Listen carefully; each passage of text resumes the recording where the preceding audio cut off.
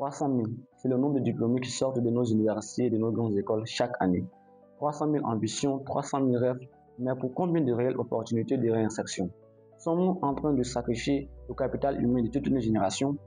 Nous en parlons tout de suite après ce générique.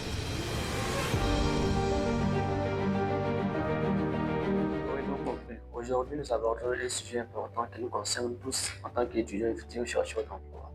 Et oui, la question est simple, c'est de savoir si nos universités africaines forment des futurs chômeurs. Le sujet peut vous sembler être polémique, mais rassurez-vous, il n'est pas du tout polémique, il est tout à fait d'actualité. En Côte d'Ivoire, pendant longtemps, le diplôme a été l'ascenseur social par excellence.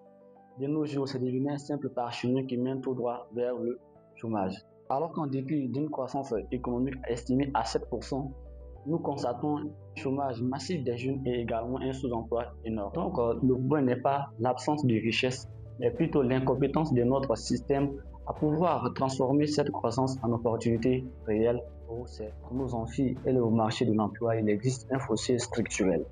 Voici le paradoxe ivoirien. Plus vous êtes diplômé, plus vous êtes exposé à terminer au chômage. Pourquoi? Parce que le non scolarisé, lui, s'insère immédiatement dans l'économie informelle. Il crée sa propre survie à travers des métiers tels que la mécanique, la soudairerie et j'en passe.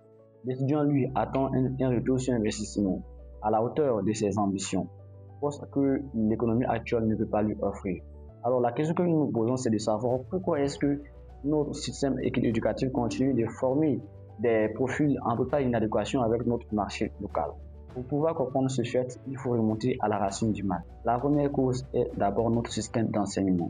En effet, il a été calqué sur le modèle occidental hérité de la colonisation. À l'époque, il a été conçu pour former des administrateurs et des clercs de la fonction publique. Le problème est que 60 ans après les indépendances, nous continuons d'appliquer ces mêmes. Le deuxième problème, il est technologique. Nous continuons de former des diplômés en informatique et en marketing avec des logiciels de 2010. Alors que la compétition actuelle se joue sur la data, l'intelligence artificielle et la cybersécurité.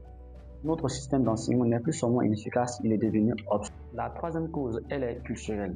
Pendant longtemps en Afrique, nous avons sacralisé le doctorat théorique au détriment de l'utilité réelle. On célèbre le chercheur en sciences humaines et sociales, mais on dévalorise le technicien en maintenance ou en agro-industrie. Pourtant, ce sont ces compétences techniques qui sont les piliers de la transformation de nos matières premières.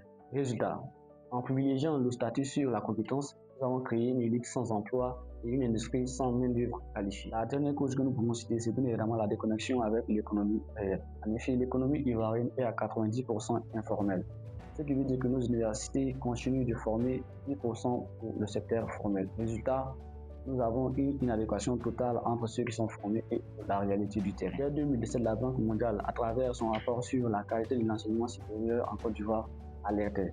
Sur 39 000 diplômés annuels, seulement 6 000 trouvaient une insertion réelle, soit un taux de 15%. Récemment, l'AFD, l'Agence française de développement, révélait que 76% des diplômés ivoiriens sortaient avec des compétences qui sont en totale inadéquation avec les besoins réels du marché, voire des entreprises. Ce désespoir mène à une seule issue, la ruée vers la fonction publique. À chaque ouverture de concours, ce sont des milliers de personnes, des marées humaines, des jeunes prêts à tout pour obtenir un matricule. Le cas Forplin à l'INES, tant de concours qui attirent du monde. Mais est-ce que l'État pourra absorber tous ces nouveaux diplômés qui arrivent chaque jour, chaque année sur le marché de l'emploi? Mais tout n'est pas sombre. En effet, depuis quelques années, l'État tente de remédier à ces problèmes avec la création de lycées professionnels de dernière génération. Étant du pouvoir orienter 30% des élèves vers le technique d'ici 2030. Mais la plus grande révolution reste tout de même la construction d'universités thématiques, comme celle construite à Mont, comme celle construite à San Pedro et comme celle construite dernièrement dans la ville du Gondou, avec des filières innovantes et pratiques comme la géostratégie, l'urbanisme, l'architecture, tant de filières innovantes et pratiques. C'est la preuve que l'État a reconnu les limites du modèle tout théorique. Pourtant, un défi majeur subsiste, car même avec les filières les plus innovantes du monde, si l'écosystème local ne propose pas de chute économique, alors le diplôme devient un exil programmé. En effet, c'est ici que le bas blesse. On peut former les meilleurs experts en intelligence artificielle, en urbanisme ou en géostratégie, mais si aucun cabinet, aucune agence, aucune industrie nécessaire dans la région pour pouvoir absorber ces compétences, que se passera? Nous sommes fiers d'étudier ici, mais après l'obtention de notre diplôme, nous serons obligés de converger vers Abidjan, car la ville de Bondoukou n'offre pas assez d'opportunités. L'État a lancé un programme d'aménagement national qui consistait à développer certains pôles régionaux. Cela a commencé au niveau de la ville de Ma à travers l'implantation des universités. Cela a suivi aussi au niveau de la ville de Korogo. Bon, d'abord Korogo, par la suite Ma, par la suite San Pedro, et après ça Bondou.